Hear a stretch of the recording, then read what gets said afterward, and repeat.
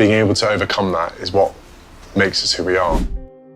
A leaked classified report has allegedly exposed Queen Camilla's covert plot to turn King Charles III against Prince William himself. As the king undergoes cancer treatment, Camilla has reportedly been whispering in his ear, convincing him that William is overly impatient for the throne and actively plotting to sideline her from the inner circle.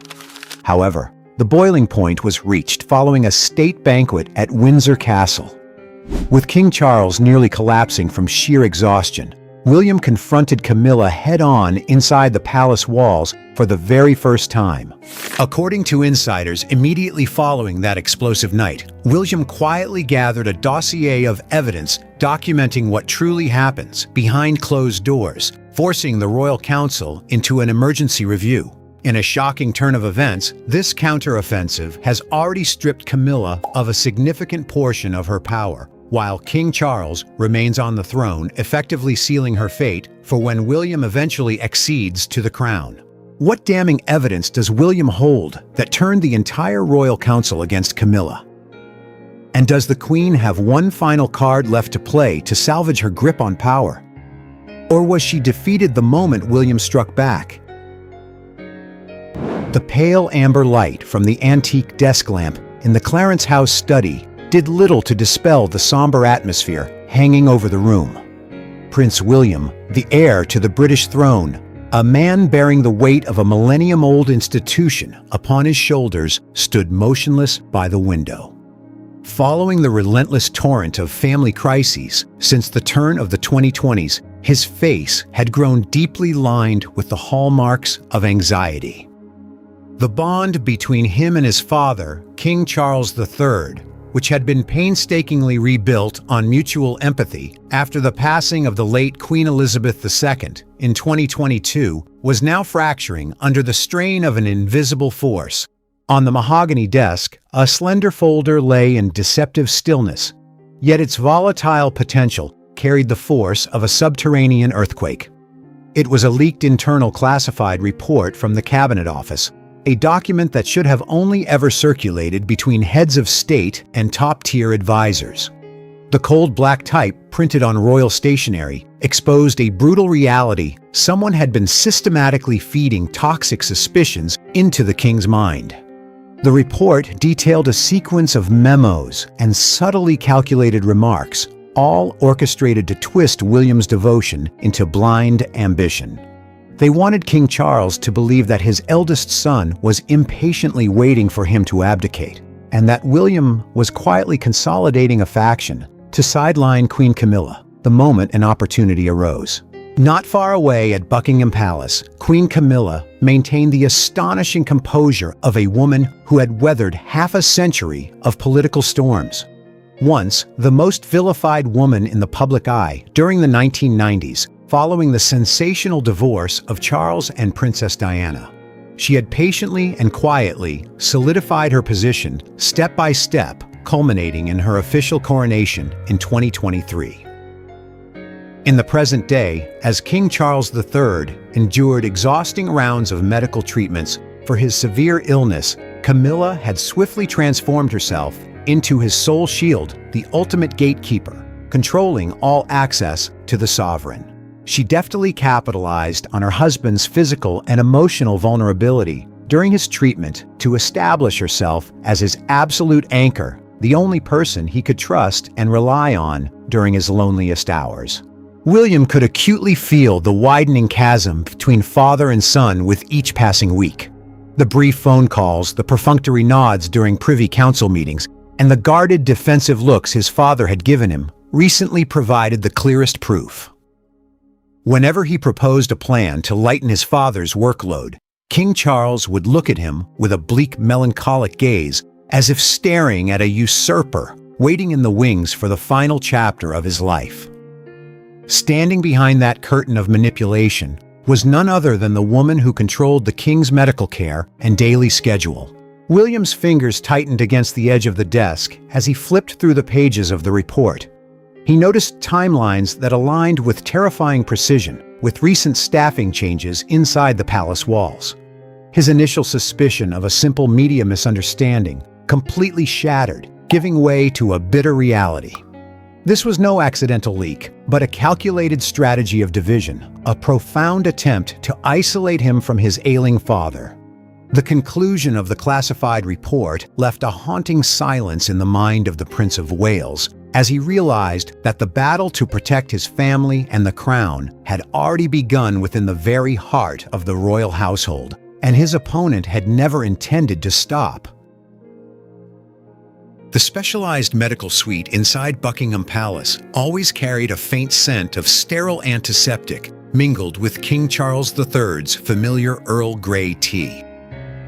Ever since routine follow-up treatments had become an indispensable part of his daily schedule, this space had transformed into a miniature royal seat of power. The king sat in a green velvet armchair, his complexion pale, and his trembling hands showing prominent frail veins beneath his silk shirt sleeves. Standing right beside him, her slender hand with glittering rings resting gently on her husband's shoulder, Queen Camilla exuded an aura of attentiveness blended with unyielding resolve.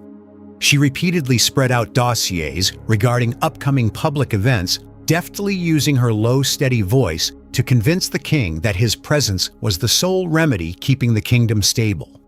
She emphasized duty and the image of a resilient monarch who refused to yield to a severe illness, tapping into the deep-seated pride of a man who had waited a lifetime for the throne. Every time Prince William entered that room, he felt an invisible pressure weighing heavily on his chest. He saw clear signs of exhaustion hidden behind eyes that were straining to appear sharp. With the composure and respect expected of both a son and an heir, William repeatedly approached the desk, laying down drafted schedule adjustments co-authored by himself and medical experts. His actions were highly cautious and meticulous, ranging from cutting back long-distance tours to shortening the time spent standing to greet foreign diplomats. He wanted his father to rest, wanting to protect what little vitality remained after exhausting chemotherapy sessions. Yet whenever William finished explaining the workload reduction options, Camilla would immediately intervene with tiny but authoritative gestures. She would subtly turn her body, partially blocking the king's view of his son, and gently sweep William's proposals aside. With a slight shake of her head and a disapproving gaze, she used arguments of national prestige to dismiss his every anxiety, twisting William's efforts to protect his father's health into overreaching actions, as if he were trying to hide the king away from the public. This covert confrontation played out continuously day after day, erecting an invisible yet fortress-like wall between father and son. Prince William felt a profound sense of helplessness as his heartfelt advice was pushed entirely to the fringes. The smoldering suspicion reached a boiling point when William held a private meeting with a longtime close advisor to the family in a dimly lit corner of a palace corridor. The aging advisor, his eyes darting around defensively, quietly passed William an internal scheduling log. On the handwritten pages, marginal notes laid bare a terrifying reality. The vast majority of decisions rejecting William's proposals, along with the king's harsh remarks regarding his son's impatience, occurred immediately following prolonged late-night private conversations between Camilla and Charles. William's fingers slowed as he turned the pages, his eyes narrowing as he recognized the staggering frequency of this psychological manipulation. The unraveling truth sent a chilling shiver through the prince's veins. He stood dazed in the drafty corridor, his hand gripping the folder so tightly that his knuckles turned white. His initial doubts had now hardened into a firm, cold certainty. He understood that the fracturing words and the cold looks his father gave him during meetings were not because the cruel cancer was altering the sovereign's temperament. A hand was directing at all someone who was deliberately exploiting the king at his most vulnerable moment to fan the flames of suspicion, driving a wedge between father and son to seize supreme power in the shadows of the palace. The grand expanse of the St. George's Hall at Windsor Castle was bathed in the brilliant light of colossal crystal chandeliers, reflecting off the royal silver-gilt service and sparkling glassware. Classical music played melodiously, yet it failed to dispel the suffocating tension weighing heavily on those involved. King Charles III sat at the center of the high table, his gold-embroidered royal doublet seemingly too wide for a frame that grew frailer by the day. Beneath a hastily applied layer of makeup, the sovereign's complexion was deathly pale. His lips parched, and his labored breathing became evident after each protocol greeting with the foreign ambassadors. Every time he raised his glass for a toast, his arm trembled violently, nearly spilling the wine, a stark testament to the utter exhaustion following his prolonged treatment. Seated a few chairs away, Prince William could not bring himself to swallow a single bite. His eyes were locked onto his father's every frail movement, his chest heaving with a mixture of fury and heartache. His hand gripped the linen napkin beneath the table, his knuckles turning white. When he witnessed King Charles nearly collapse upon standing to deliver the opening address, William could no longer maintain the ritualistic silence. During a brief intermission in a small drawing room behind the main hall, he openly voiced his protest to the courtiers and palace officials about continuing to push the king to overexertion. He bluntly demanded that the subsequent proceedings be halted and that his father be taken back to his quarters to rest immediately. Yet William's resolve instantly struck a steel wall named Camilla. Entering the drawing room with an elegant yet authoritative poise, Queen Camilla casually adjusted the tiara on her head, her piercing gaze meeting her stepson's fury head-on. She smoothly stepped to the king's side, gently stroking his back in a show of attentiveness. But her subsequent move was devastatingly cold.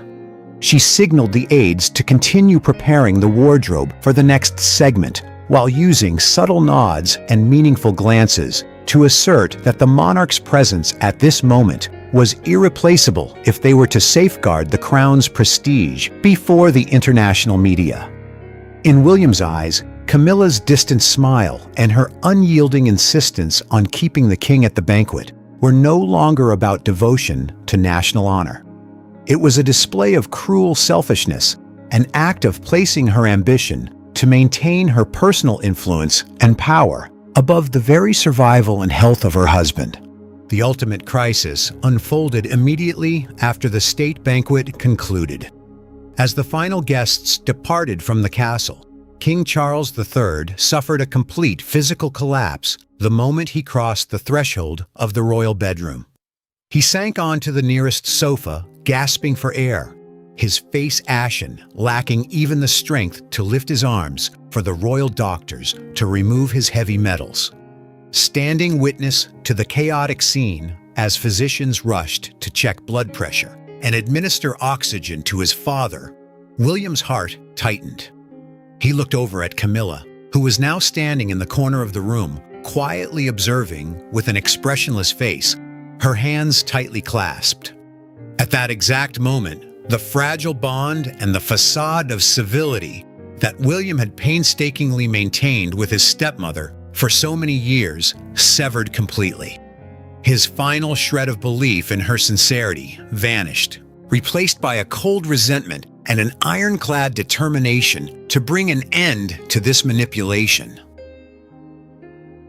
Inside the private library at Anmer Hall, Prince William sat lost in thought before the flickering fireplace. The dancing flames cast long shadows across the wall, lined with old family photographs where a beloved face from the past remained ever present in his heart, Princess Diana. The painful memories of the 1990s, the era when his parents' marriage fractured under the weight of betrayal, suddenly rushed back like a slow-motion film. He remembered his mother's silent tears, the suffocating atmosphere inside the palace back then, and the omnipresent shadow of the woman named Camilla, the one who had always stood behind the deepest fractures in his family. For decades, William had tried to bury those wounds beneath a veneer of royal protocol, striving to maintain a polite relationship through formal handshakes and smiles for the media cameras. But now, witnessing his father being manipulated in his hour of vulnerability, William faced a bitter reality: he had never and could never truly trust his stepmother. While William quietly retreated to formulate his strategy over in London, Queen Camilla also felt the chilling wind of an approaching unease. Standing before the full-length mirror in her dressing room, she slowly unclasped a diamond necklace, her eyes clouded with anxiety as she contemplated the future. She understood perfectly well that her position depended entirely on the reign of King Charles III. Once the king passed away and William ascended the throne, the entirety of the power influence and royal prerogatives she had spent a lifetime securing would vanish in the blink of an eye. The fear of being marginalized, of being stripped of her standing at the core of the institution, drove Camilla to act with greater urgency. She continuously pressed her private secretaries to tighten control over royal estates and increase the frequency of the king's appearances, desperate to buy time and solidify her position before the new reign could begin. However, Camilla could never have anticipated that William's silence was not a surrender, but preparation for a decisive strike. For weeks, the prince had worked closely with a trusted circle of lawyers and former senior officials from the cabinet office to quietly gather evidence. His actions were exceptionally discreet vetting, confidential logs, internal emails, and anonymous financial records, step by step. The ultimate turning point arrived when an encrypted hard drive was delivered into his hands, containing a trove of documents proving that Camilla had repeatedly intervened directly in King Charles's staffing appointments, deliberately removing advisors loyal to William to replace them with her own people, while also influencing the allocation of royal funds to the detriment of the Prince of Wales. William's hand trembled slightly as he scanned the damning evidence displayed on the computer screen. Every single page of the documents was a testament to betrayal and an insatiable greed for power, trampling upon the sacred bond between father and son. His expression shifted from profound heartache to the cold resolve of a future monarch. There was no longer any room for leniency or elaborate explanations. As the clock struck midnight, William slowly closed the laptop, placing the entire original file into a secure black leather briefcase. With a decisive nod to his closest aide, he gave the order to forward the entire dossier to the Privy Council, the supreme body responsible for governing the internal affairs of the monarchy. The opening shot of the counteroffensive had officially been fired, signaling a massive storm about to sweep through Buckingham Palace. The atmosphere inside the Privy Council's locked briefing room at St. James's Palace was so suffocating that a single sparked match felt capable of detonating a historic upheaval. The ancient oak-paneled walls, lined with portraits of past monarchs, stood as silent witnesses to one of the darkest and most critical chapters in the modern history of the dynasty. Senior members of the council, including legal advisors representing the crown-seasoned ministers and highly influential family representatives, sat in absolute silence around the long mahogany table. In each of their hands was a thick dossier stamped with a red security seal, the entirety of the damning evidence Prince William had quietly assembled. The texts, the manipulated financial figures, and the internal audio recordings completely laid bare Queen Camilla's sophisticated campaign to exploit King Charles III's failing health to sow seeds of suspicion, drive a wedge between father and son, and isolate the lawful heir. Seated at the head of the table opposite the council, Queen Camilla still strove to maintain a rigid regal posture. Her hands were tightly clasped on the table, her gemstone rings clicking softly against one another with the slightest movement. As the allegations were read aloud, one by the clerk of the council, in a flat, chilling tone, her expression remained entirely unchanged. With the terrifying composure of a woman who had weathered countless media crises in the past, Camilla slowly shook her head, her eyes clouded with an expression of profound hurt. She reached up to adjust the lapel of her blazer and, with a sharp gesture, dismissed the documents before her. She asserted that all of her interventions were merely efforts to protect the stability of the monarchy and shield an ailing king from external political pressures, claiming that she herself was the victim of a smear campaign designed to strip her of power. Yet Camilla's resistance immediately struck an icy wall of silence from across the room. Prince William sat in the corner, never once interrupting, but his sharp, unwavering gaze remained locked onto every shifting expression on his stepmother's face. He had no need to argue. The medical evidence of his father's near collapse after the fateful state banquet, coupled with backup logs of royal fund transfers authorized by Camilla's own signature, spoke entirely for themselves. The naked truth left no room for elaborate justifications. When the Lord President of the Council called for a secret ballot, time seemed to stand still. One by one, thick parchment ballots were cast into an antique silver box, each soft thud at the bottom sounding like a gavel striking down the Queen's political future. The results of the vote were announced shortly after, with an overwhelming consensus from the council members. The final resolution rang out like a cold verdict against insatiable ambition. The Privy Council officially resolved to strip Camilla of half her internal administrative authority and her control over the royal estates and funds. The decision took effect immediately to safeguard the integrity of the monarchy. The moment she heard those words read aloud, Camilla's shoulders slumped for a fraction of a second before she could recover her external pride. Her lips pressed into a thin, tight line, her fingers clenching so hard that the blood completely drained from her fingertips.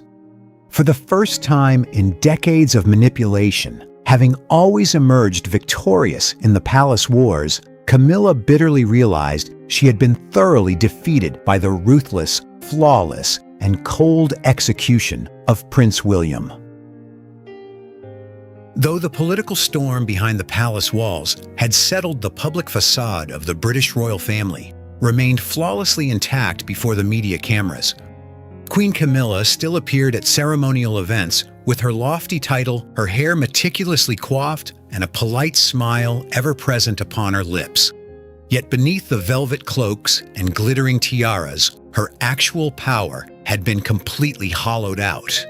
Following the Privy Council's ruling the executive prerogatives to sign off on decisions, the authority over core charitable funds, and her influence over King Charles III's schedule no longer belonged to her. With each passing day, Camilla bitterly endured the sensation of being isolated within her own home. Courtiers who had once bowed obsequiously before her now only delivered perfunctory reports, their eyes turning toward the office of the Prince of Wales with absolute deference. Helplessness and resentment gnawed at Camilla's mind as she stood by the balcony, looking down at the vast courtyard of Buckingham Palace. She understood that she no longer held a single card to turn the tables against William. Her efforts to contact or seek empathy from King Charles had also become futile. The king, under the strict protection of a new medical team appointed by his son, only possessed enough strength to focus on his recovery. The greatest fear of her life, the prospect of a solitary future completely stripped of standing and entirely marginalized after her husband's passing, was no longer a distant worry, but had materialized clearly, like a suspended sentence hanging over her. She could not accept that she, who had bartered a lifetime of honor to attain the supreme position, was about to become an erased chapter in royal history. Meanwhile, at the opposite end of the corridor, Prince William was decisively flipping through the final pages of the internal transition plan. His gaze held no arrogance of a victor, but only the cold, clear-eyed wisdom of a ruler preparing for a new era. On his desk, a streamlined and transparent model for the monarchy had been finalized. This blueprint completely eliminated lavish expenses, cut down intermediary staff, and thoroughly stripped all privileges from non-lineal family members. Most notably, an internal transition clause stamped with a red security seal confirmed a brutal reality: the moment William ascended the throne, Camilla would immediately have to surrender all royal apartments in London and Windsor, lose her access to high-level state vehicles, and pack her bags to return to her private residence, Ray Mill House in Wiltshire, where she had lived before marrying Charles. The moment the transition plan was delivered to Camilla's office by secretaries for her to sign the acknowledgement, the Queen's hand trembled violently. She stared at the cold black type detailing the deadlines and the clauses stripping away her privileges the exact moment William's reign began. Every single word read like an absolute confirmation that her presence in this elite world was now numbered in days. Camilla slowly set the pen down on the wooden desk, the surrounding space so silent that the helpless sigh of the fallen woman could be heard clearly. She looked out the window, where the twilight was falling, bathing the palace courtyard in a blood-red hue, and bitterly realized a grim truth: the ambitious palace war between her and William had in fact ended long before his new reign officially began, and her future had already been sealed by the iron fist of the future king.